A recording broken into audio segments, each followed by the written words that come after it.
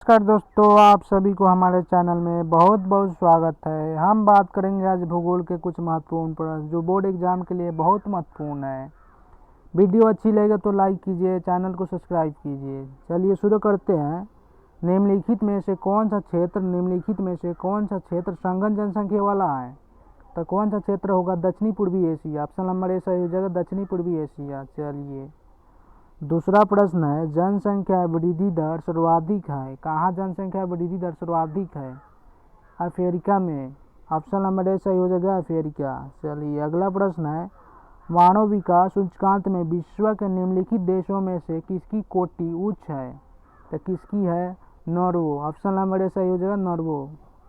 चलिए अगला प्रश्न है, डॉक्टर महमूद उल हक कहाँ के निवासी थे?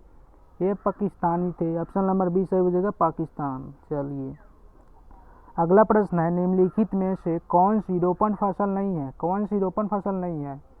तो ऑप्शन नंबर बी सही हो जाएगा, गेहूं जो है रोपण फसल नहीं है। चलिए अगला प्रश्न है, सहकारी कृषि अधिक फसल रही है? सहकारी कृषि अधिक फसल रही है डेनमार्क में। ऑप्शन नंबर बी सही हो जाएगा, डेनमार्क। चलिए अगला प्रश्न है, खट्टे रसदार फल की कृषि संबंधित है? किससे संबंधित है? तो भूमध्य सागरीय कृषि से। ऑप्शन नंबर सी सही हो जाएगा, भूमध्य सागर कृषि से। चलिए अगला प्रश्न है, निम्नलिखित में से किस अर्थव्यवस्था में उत्पादन का स्वामित्व व्यक्तिगत होता है? तो किस में होता है? पूंजीवादी में। ऑप्शन नंबर बी सही हो जाएगा, पूंजीवादी। अगला प्रश्न है, निम्नलिखित में से कौन सा उद्योग दूसरे उद्योगों के लिए कच्चा माल तैयार करता है? कौन सा उद्योग?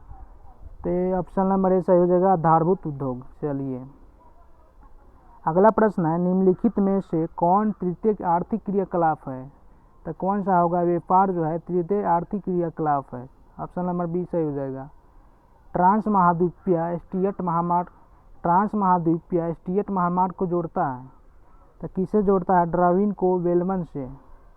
तो ऑप्शन नंबर डी सही हो जाएगा, डार्विन को मेलबर्न से। ऑप्शन नंबर डी सही हो जाएगा। पानमा नहर किसे जोड़ती है? पानमा नहर जो है किसे जोड़ती है? पानमा नहर प्रशांत महासागर को अंटार्कटिक महासागर से।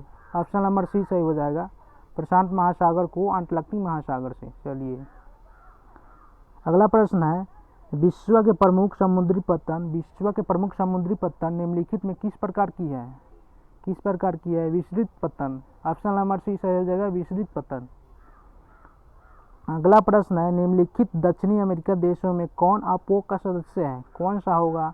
तो ऑप्शन नंबर डी सही हो जाएगा, वेनेजुएला सही हो जाएगा, ऑप्शन नंबर डी। चलिए अगला प्रश्न है, किसी झील के चारों ओर बसा अधिवास किस प्रतिरूप में आएगा? किसी झील के चारों ओर बसा अधिवास किस रूप में आएगा?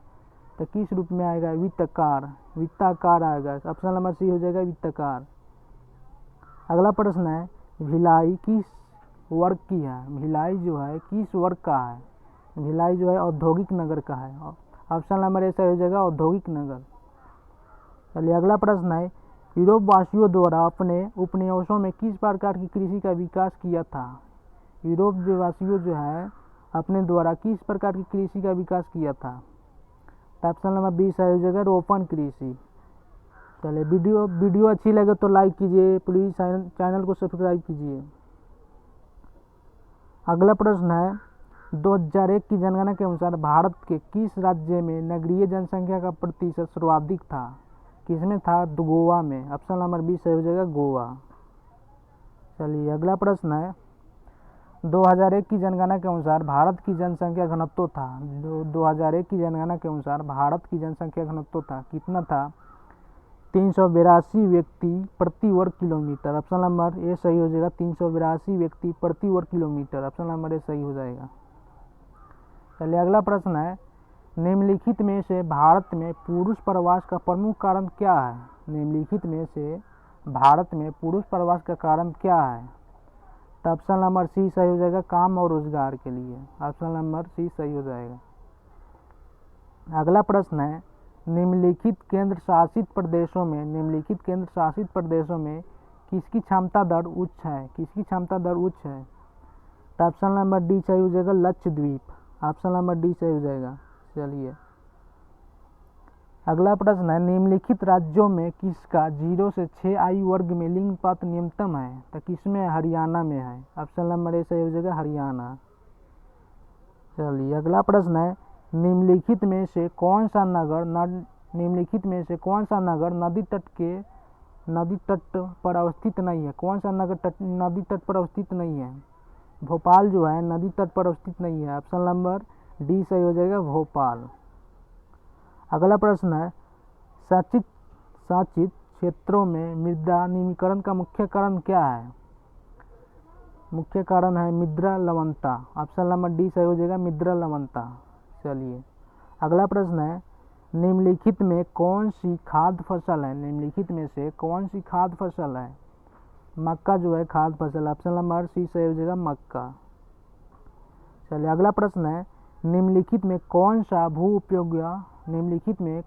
भू उपयोग्य नहीं है? तो सीमांत भूमि है, सीमांत भूमि भू उपयोगों के लिए नहीं है। तो ऑप्शन नंबर सी सही हो जाएगा, सीमांत भूमि। ऑप्शन नंबर सी सही हो जाएगा। चलिए अगला प्रश्न है, उदयपुर किस राज्य में स्थित है? उदयपुर जो है किस राज्य में स्थित है? उदयपुर राजस्थान में है। ऑप्शन नंबर डी सही हो जाएगा, राजस्थान में स्थित है। चलिए अगला प्रश्न है, निम्नलिखित राज्यों में से किस में प्रमुख तेल क्षेत्र स्थित है? किसमें है तेल क्षेत्र स्थित? तो असम जो है, असम में तेल क्षेत्र स्थित है। असम बी नंबर सही हो जाएगा, असम। चलिए निम्नलिखित में कौन औद्योगिक अवस्थापना का प्रमुख कारक नहीं है? जनसंख्या घनत्व है जो औद्योगिक अवस्थापना का प्रमुख कारक नहीं है। तो जनसंख्या घनत्व। ऑप्शन नंबर सी सही हो जाएगा, जनसंख्या घनत्व। आईटीडीपी क्या है? आईटीडीपी क्या है? स्वामित्व जनजातीय विकास प्रोग्राम। ऑप्शन नंबर बी सही हो जाएगा, स्वामित्व जनजातीय विकास प्रोग्राम। चलिए निम्नलिखित में कौन सा भारत का सबसे लंबा राष्ट्रीय मार्ग है? निम्नलिखित में से कौन सा भारत का सबसे लंबा राष्ट्रीय महामार्ग है? तो ऑप्शन नंबर बी सही हो जाएगा, NH 44। ऑप्शन नंबर बी सही हो जाएगा। बस आज के लिए इतना ही। वीडियो अच्छी लगे तो लाइक कीजिए, चैनल को सब्सक्राइब कीजिए। जय हिंद, जय भारत। मिलते हैं अगले वीडियो में।